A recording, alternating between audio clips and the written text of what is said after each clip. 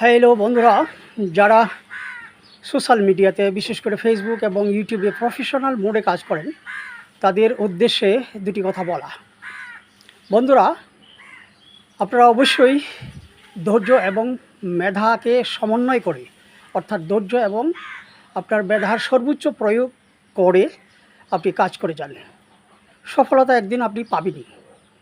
এই যে আমার কথাই যদি বলি, আমি 2022 সালের 19 মে আমি এই লাইনে প্রফেশনাল মোডে কাজ শুরু করি।